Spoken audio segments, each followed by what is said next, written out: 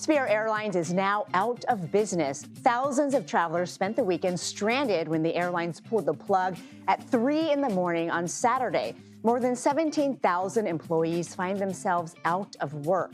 In court filings today, Spirit said, quote, recent geopolitical events resulted in a massive and sustained increase in fuel prices. That is an obvious reference to the war in Iran.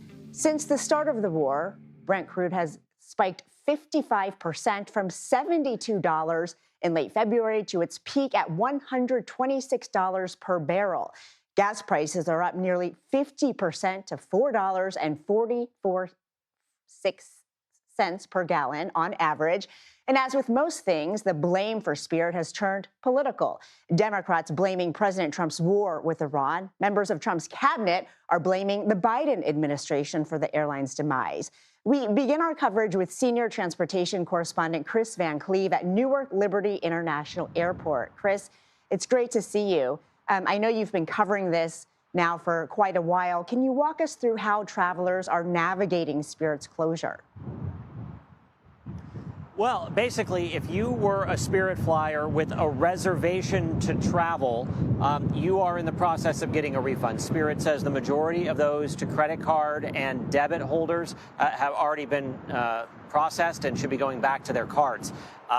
If you were mid-trip, well, you were stuck, basically, because Spirit planes like the one behind us here, they're not going anywhere. They are parked for the foreseeable future. So those people, and it's about 94,000 so far, have basically rebooked on other airlines to get home. We're learning from the Department of Transportation, tens of thousands left sort of in the lurch that had to take advantage of other airlines offering what they called rescue fares to get people home.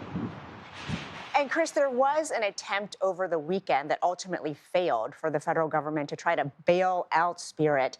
Can you remind us what happened and how things unfolded so quickly into its demise? Sure. So we learned in these new court filings that the Spirit Airlines team learned that this attempted lifeline was off the table last Thursday, which is earlier than first thought. But the federal government, at President Trump's recommendation, had looked at a $500 million aid package to essentially give Spirit some more financial runway. Ultimately, that deal didn't come together. And without that deal, Spirit ran out of available cash. You know, they also said in these court filings that between March 1st and the end of April, they spent an extra $100 million just on jet fuel. For a cash-strapped airline trying to get out of bankruptcy, that was more than they could afford.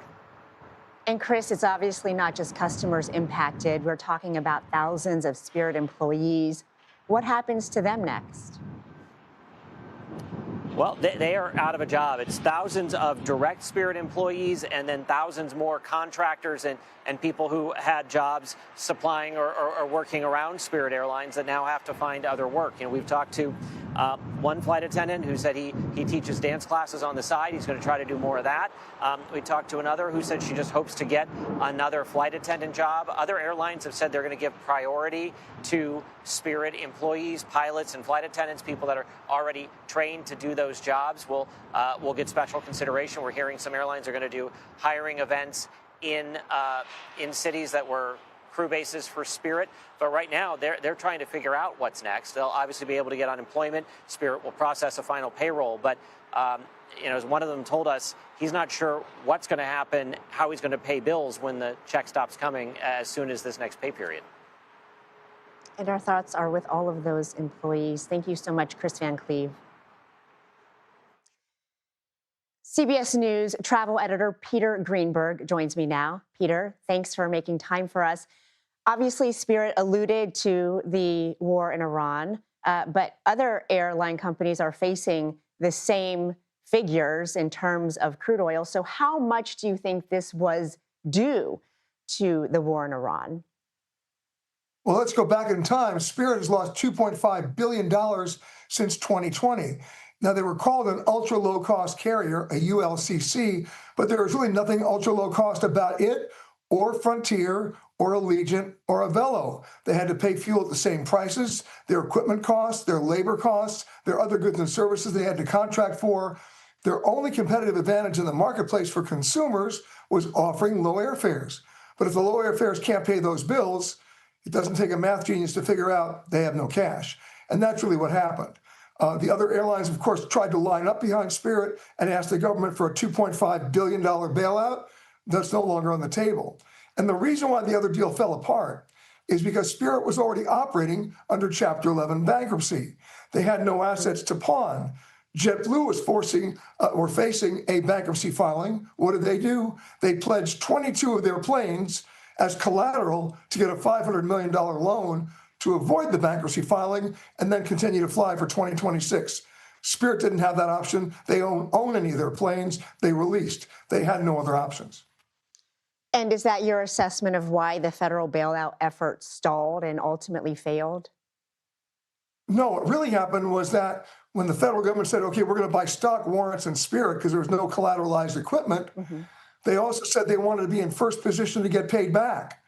The other creditors said, wait a second, we're the creditors here. We're not going to accept that. And then the deal fell apart. And Peter, obviously, consumers are getting ready to travel this summer.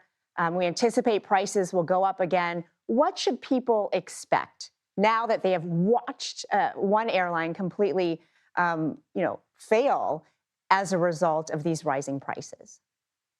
Well, even without the Spirit failure, international airfares are up 37% from just 2 months ago. Domestic airfares are up about 20%. To give you an example, Spirit also flew some international routes. Last week, a ticket on Spirit from New York to Colombia was $700. So was Americans. Today, Americans' airfare is $1,200. That'll give you an idea of where we are right now.